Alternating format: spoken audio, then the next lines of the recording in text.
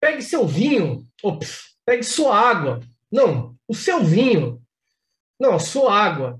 Pô, Jesus, se decide aí, meu.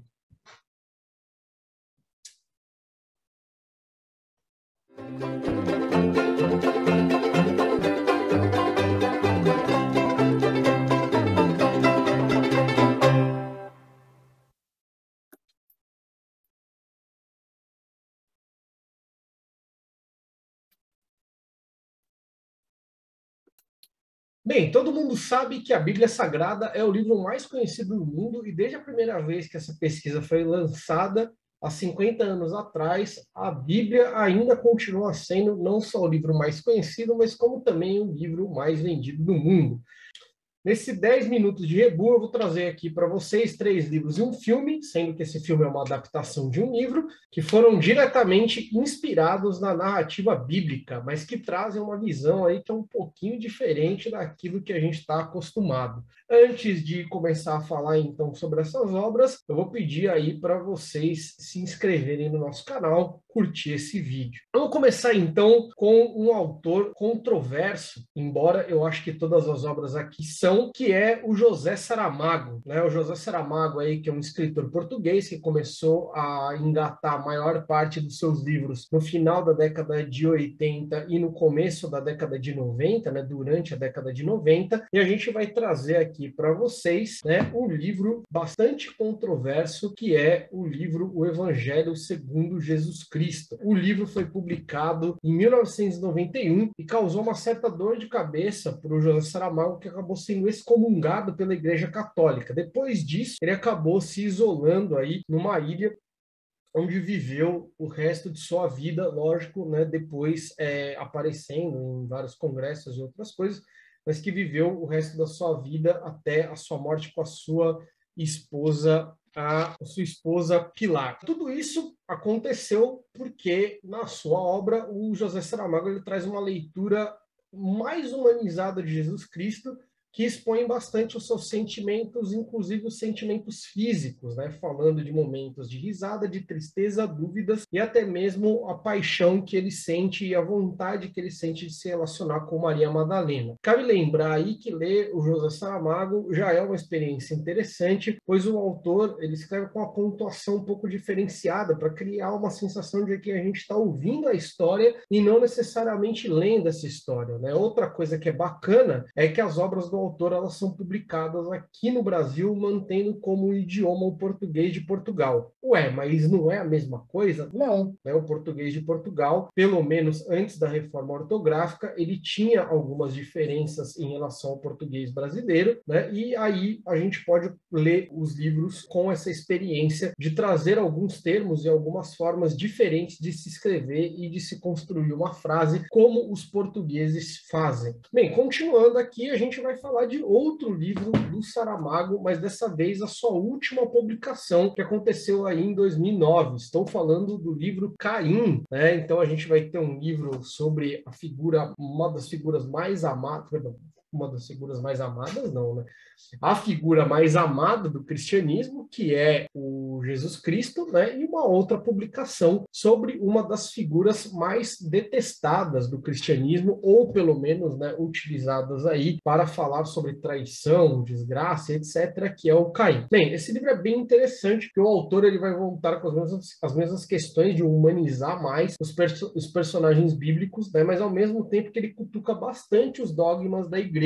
Né? Aqui a história é totalmente baseada no livro Gênesis da Bíblia, mas claramente ela não é uma cópia do Gênesis, né? Ela é uma versão um pouco diferenciada, até pelo seu início, né? Que a narrativa já começa com Adão e Eva no Jardim do Éden, onde o Saramago descreve como um lugar lindo, porém tedioso, né? Ele vai até falar, imagina que saco que é você ter uma vida onde as únicas coisas que você faz é estar com uma mesma mulher o tempo todo e transar com essa mulher, só transar com essa mulher, não que ele fale de uma forma que o homem tenha que transar com outras mulheres fora do relacionamento, mas ele fala que não existe nenhuma possibilidade, né? No caso, seria a única coisa que você faz, além de estar com a sua mulher, é transar com ela, né? E não tem outra coisa para fazer, porque os alimentos no Jardim do Éden, eles são abundantes, então você não precisa se preocupar com caça, com agricultura, com mais nada. E aí a gente vai ter uma grande virada nessa história, que é quando Caim mata o irmão dele, Abel, né? Mas diferente do que a gente conhece na Bíblia,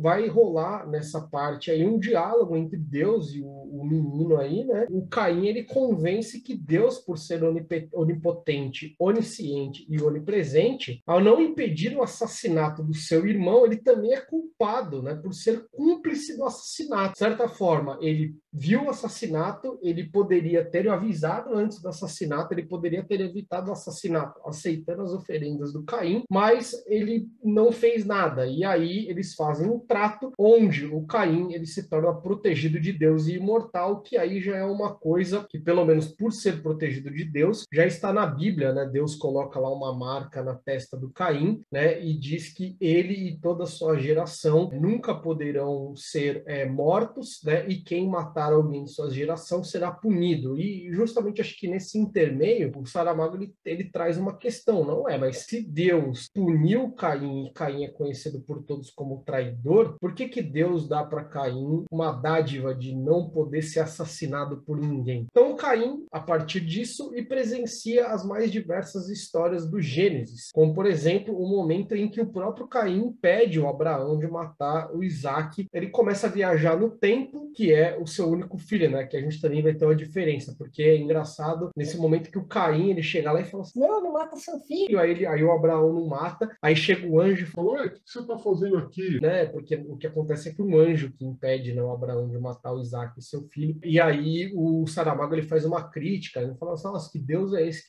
que manda o pai matar o filho, mesmo que seja só uma, mesmo que depois ele vai impedir, né? Onde está? Que ideia é essa? Que ideia absurda. E aí também a gente tem um romance que o bem carnal, né, bem intenso, que o Caim ele vive com Lilith, né, que também é conhecida como a primeira mulher de Adão. Normalmente aparece aí mais nas mitologias judaicas, né, do que na mitologia cristã. E ambos os livros do Saramago, tinha uma traça aqui no livro, né?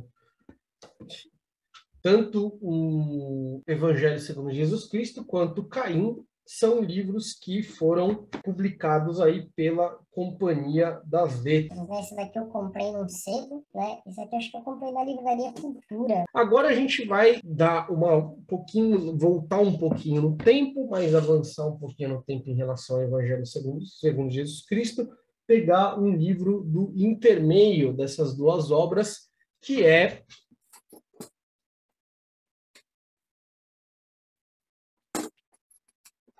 Nossa, meus livros estão muito sujos, cara.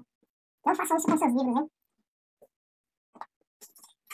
A gente vai falar então agora de uma obra que é o quadrinho Gênesis, do autor aí estadunidense Robert Crumb, né?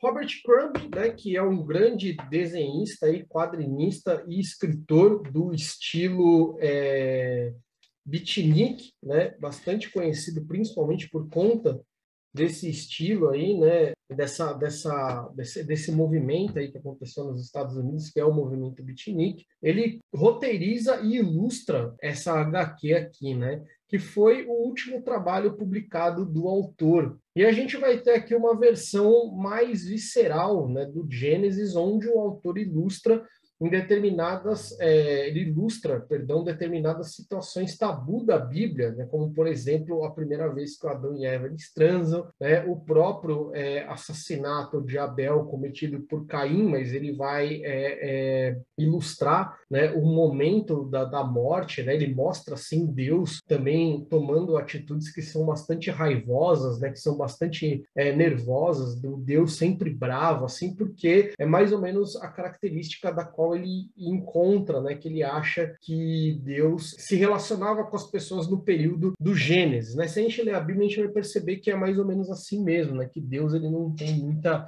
compaixão com o ser humano, né? Além de tudo, ele também mostra aí algumas cenas do comportamento imoral dos habitantes da cidade de Sodoma e Gomorra, né? A própria destruição da cidade, todo mundo correndo pelado da cidade, né? Umas coisas assim bem que não são tão apreciadas e não são tão vistas, né? Narradas dessa forma dentro da Bíblia. Bem, finalizando aqui o nosso vídeo, a nossa lista, eu vou falar do filme A Última Tentação de Cristo, que foi dirigido pelo estadunidense Martin Scorsese, lançado lá em 1988 e baseado num livro homônimo escrito pelo grego Nikos Kazantzakis, publicado em 1952. Nesse caso aqui, o Martin Scorsese ele faz um filme magistral, né? Na época que a gente era criança e adolescente, aí lá na década de 90, era aqueles filmes que vinham em duas fitas VHS, né? Para quem lembra aí, aquele caixão, né? Que vinha duas fitas, aquela caixa grande, né? Que vinha do... Caixão, aquela caixa grande, assim, que vinha duas fitas VHS. Nesse filme, Jesus Cristo é mostrado de uma forma totalmente heterodoxa, assim como os seus apóstolos. O filme começa com Jesus questionando as supostas vozes que ele ouve em sua cabeça, né? Assim como em Saramago, aqui o Jesus também tem dúvidas, ele tem incertezas, ele tem sentimentos, principalmente em relação a Maria Madalena, né? Que aqui é mostrada como uma mulher de uma forma bem diferente daquilo que a gente pode observar em algumas pinturas bíblicas, né? Ela é uma moça que sempre anda com pouca roupa, bastante tatuada, né? Bastante maquiada. E outra relação interessante nesse filme é a que Jesus Cristo ele tem com o Judas Iscariotes, que é o seu traidor aí na história bíblica, né? I'm not like these other men. De um lado, a gente vai ter, né, um Jesus que é crítico do Império Romano, assim como o Judas Iscariotes, só que o Judas Iscariotes ele é um separatista que deseja a guerra até a morte com o Império Romano, ao invés de aceitar a escravidão. I'm a free man. I don't turn my cheek to anyone. We both want the same thing. Tem até uma cena bastante emblemática do filme que o Judas ele entra na casa de Jesus Cristo, né, para falar sobre essa questão de tomar uma atitude um pouco mais efetiva contra o Império Romano. Aí Jesus ele repensa, ele acha que esse daí não é o caminho e o Judas ele vai lá e começa a quebrar as cruzes, né, e começa a quebrar as coisas que Jesus fazia como carpinteiro, né? Ele tenta destruir lá a cruz que Jesus estava fazendo, porque Jesus, como carpinteiro, ele também fazia cruzes para crucificar os seus irmãos aí, judeus, no Império Romano, de acordo, né, com o que se passa nessa obra. A traição de Judas, ela acontece não porque ele é um cara que se vende, né, para os romanos, como a gente costuma assim ver, né, mas é porque ele acredita que enquanto Jesus ele for símbolo da luta separatista, os judeus, perdão, nunca vão conseguir se libertar dos romanos, né? Porque ele acredita que o caminho não é o amor e sim a guerra. If I hate somebody, I kill them. I could even kill somebody I loved if they did the wrong thing. Mas, de certa forma, ele também se arrepende depois de ver o amigo crucificado, né? E também vai se suicidar, igual aconteceu na narrativa bíblica, né? Igual acontece aí nas outras narrativas. E também a gente ainda vai ter nesse mesmo filme, depois da crucificação, é muito interessante porque o filme ele vai até a parte da crucificação, sei lá, o filme deve ter umas 3 horas de duração, até a parte da crucificação deve passar aí mais ou menos uma hora e meia do filme, né? E aí, depois da parte da crucificação, a gente ainda tem mais uma hora e meia, que é justamente o Jesus pensando como é que seria a vida dele se ele morresse de velho, né? E não se ele morresse na cruz. E aí ele vai elaborando lá a vida dele, velho, né? Com a Maria Madalena, com filhos, casado, se encontrando com os apóstolos depois da crucificação e tudo mais. Mas aí, né, a gente percebe depois no final do filme que isso se trata trata só de uma série de pensamentos, né? Ou seja, o diretor... Aí eu não sei se isso está no livro, porque eu não li o livro ainda do Nichols, né? Não sabia se era um livro bom também, não quis comprar, mas falaram que é um autor interessante. Depois eu acabei entrando em contato com o pessoal do Instagram e falaram isso. Uma outra coisa bacana do filme também é que nas cenas, né, que a gente vê onde você tem alguma espécie de ritual do período, como por exemplo o batismo de Jesus, em que você tem um ritual aí que é guiado, né, empreendido pelo João Batista, a gente vê que o tom dado pelo diretor é um tom de uma cerimônia bastante tribal e primitiva, assim, com muita música percursiva e o pessoal meio que entrando numa espécie de transe, né, em volta ali da situação de Jesus vai lá, né, vai ser batizado por João Batista, que aparece a pomba branca, né, que ele tem contato com o Espírito Santo e etc. Their ears are deafened and their eyes blinded, so they cannot see with their eyes, nor hear with their ears, so that... Esse, então, foi o nosso vídeo, né, das 4 obras que tiveram influência direta da Bíblia, né? Existem milhares de outras obras que usam, né, a narrativa bíblica como base, mas eu acho que eu não conheço mais nenhuma outra onde a gente tem partes da Bíblia sendo repensadas e reformuladas desse jeito, né, desse jeito que esses autores e esse cineasta faz, né? E essa daqui, então, foram aquelas que eu selecionei como as 4 principais, certo? Bem, se você conhece outro livro que seja parecido com esses, ou um filme, você pode colocar aí nos comentários, né? Esse foi o nosso 10 minutos de Rebu, e até o próximo vídeo.